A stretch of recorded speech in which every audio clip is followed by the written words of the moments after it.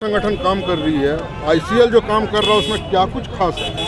देखिए, और संगठन जो काम कर रही है वो संगठन सिर्फ पॉकेट के लिए काम कर रही है, लेकिन ICL Indian Confederation of Labour ICL का आज मैं प्रदेश अध्यक्ष बना हूँ। इससे पूर्व भी प्रदेश अध्यक्ष अजय राय थे। तो अभी जैसे बताएं आपने कि और संगठन भी चल रहा है, क्या कर रहे हैं, आईसीएल क्या कर रहा है, तो आईसीएल में भी बहुत ऐसे फर्जी लोग थे, वो यही काम कर रहे थे।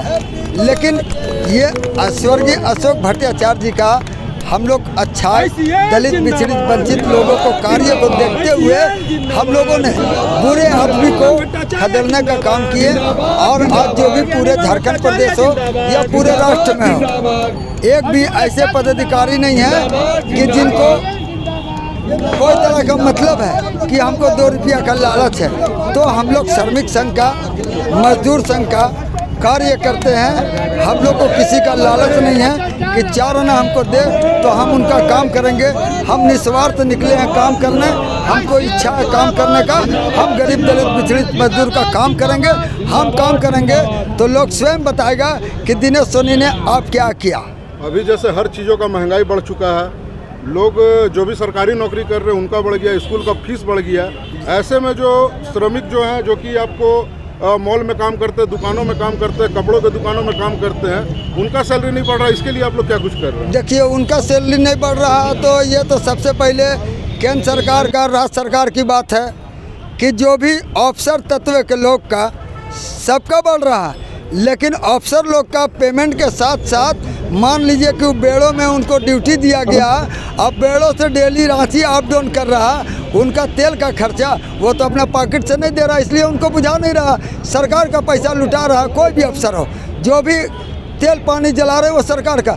लेकिन हम लोग प्राइवेट आदमी है, हम लोग गरीब मजदूर आदमी है, हम लोग कौन सरकार का तेल जलाएंगे? अगर 2000 वेतन मिला तो 2000 में हम 500 का तेल भराएंगे तो क्या हम बाल बच्चा को देखेंगे? लेकिन कहने का मतलब है केंद्र सरकार और राज्य सरकार इस पर दलित, गरीब, मजदूर, पिछड़ित पर ध्यान दे। आज सभी देश के मजदूर गरीब आशा लगाए बैठे हैं कि कब हमारे भगवान आएंगे, हम लोग का फरियाद सुनेंगे। अभी जो सुनने वाले फरियाद है देखिए रहे, ना जाने कितना कितना नेता लेन देन में माल में धरा रहे हैं। क्या करेंगे? सबको अपना फिक्र है। लेकिन आईसीएल सिर्फ मजदूर हित में काम करेगा। आईसीएल के ऊपर ना कोई दाग था, ना कोई है, ना कोई दाग लगेगा। जी, अगर मजदूरों का खनन हो रहा है जी तो इसका जिम्मेदार कौन है? सरकार की? नहीं, विभाग? देखिए, श्रम विभाग, सरकार क्या करेगा? सरकार के तक अगर मान लीजिए कि हमको कोई तरह का बात हुआ, हम सरकार के पास भी नहीं रख सकते हैं। हम दलित, मजदूर, गरीब का राजनीति कर रहे हैं तो हम सरकार के पास रखेंगे तो हमको धोखा होगा, हमको घाटा होगा, इसलिए हम छिपा रहे हैं। लेकिन जो विभाग है वो विभाग को तो कम से कम सोचना चाहिए ना कि जिन पर शोषण हो रहा, जिन पर शासन हो रहा तो हम कार्रवाई करें। सरकार नहीं कार्रवाई करता, अफसर ही करवा। श्रम कानून लागू करवा सकता है? एकदम करवा सकता है। इसीलिए तो हम पूछ रहे हैं कि श्रम विभाग जो नियम कानून नहीं पालन करवा रहा है, जहाँ बड़ा बड़ा फैक्ट्री हो, जहाँ मॉल हो जी, वहाँ आप लोग क्या करिएगा? अब आज मैं 40वां स्थापना दिवस के शुभ अवसर पर मैं गरीब, दलित, विचलित, वंचित लोगों के लिए जो नहीं हो रहा वो काम को हम लोग आज से आईसीएल के माध्यम से करवाने का काम करेंगे, ताकि कोई गरीब, दलित, विचलित, वंचित लोगों को जो समस्या हो समस्या निदान करना हो जाए। कैमरे के लिए अपना परिचय दे दीजिए। मेरा नाम है Dinesh Soni, Indian Confederation of Labour ICL के राष्ट्रीय सचिव सह प्रदेश अध्यक्ष। दिनेश भैया जिंदाबाद, जिंदाबाद, जिंदाबाद। दिनेश भैया जिंदाबाद, जिंदाबाद, जिंदाबाद। दिनेश भैया जिंदाबाद, जिंदाबाद, जिंदाबाद। चले।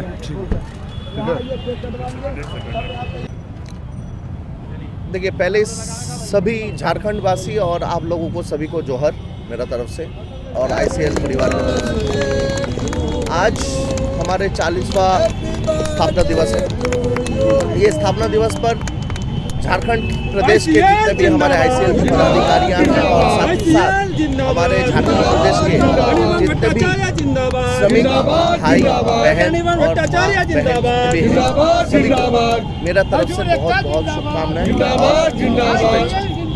आज का दिन हम लोग इसलिए मना रहे हैं क्योंकि हमारे जो स्वर्गीय अशोक भट्टाचार्य जी थे, जो फाउंडर थे हमारे आईसीएल के, उनका एक सपना था, एक सोच था, एक विचार था।